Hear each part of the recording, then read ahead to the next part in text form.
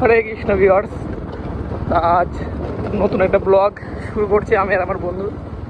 আমরা এখন আছি মায়াপুরে। তা মায়াপুরে একটু সব গ্রামগুলো তো ঘুরে ঘুরে দেখবো আমি আর আমার বন্ধু। তা আমার একটা বন্ধু আছে, একটা ফ্ল্যাট নিয়েছে, তা সেই ফ্ল্যাটের একদম উপরে উঠবো। সেই ফ্ল্যাটটা হয়তো মায়াপুরের সব থেকে উঁচু ফ্ল্যাট।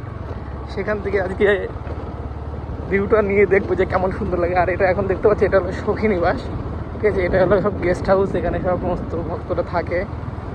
আপনারা চাইলে এটা রেন্টে থাকতে পারেন, এখানে ম্যাক্সিমাম সব রেন্টে আছে। আর এর বাঁ সাইডে আছে, এটা হলো মন্দির, টিউবি মন্দির। আমরা এখন এটাতে যাবো বাঁ সাইড দিয়ে।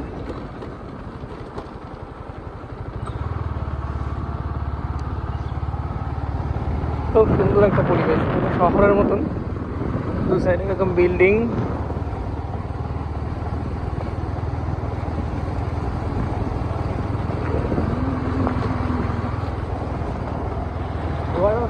হ্যাঁ,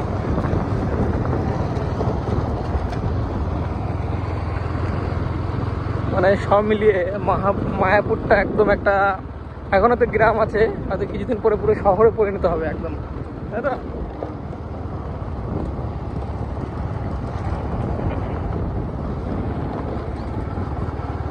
আমার সামনে যে বিল্ডিংটা দেখতে পাচ্ছেন, এই বিল্ডিং এর এই যে একদম উপরে এখন উঠবো আমি আর আমার বন্ধু। এখান থেকে ভিউটা নিয়ে দেখবো কেমন সুন্দর লাগে।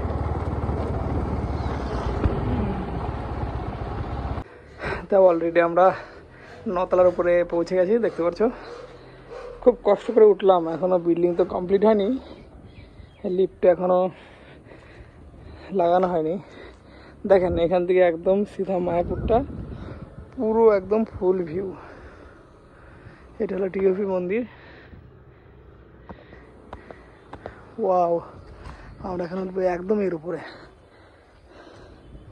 পুরো হাঁপিয়ে গেছি গাইস।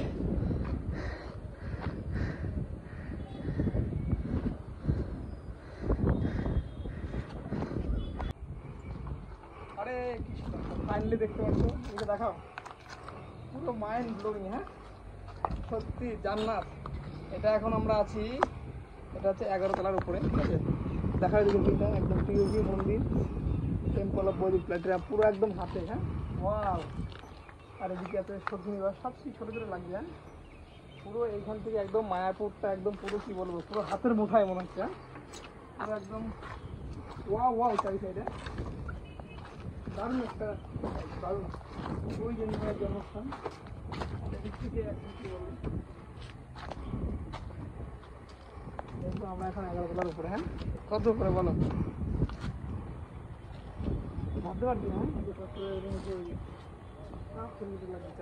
আর ওইদিকে আছে গঙ্গা নদী, আর এদিকে আছে মায়ের জন্মস্থান, আর এদিকে আছে বল্লাল দিঘি, আছে আমাদের বামুন কিছু বাজার আছে।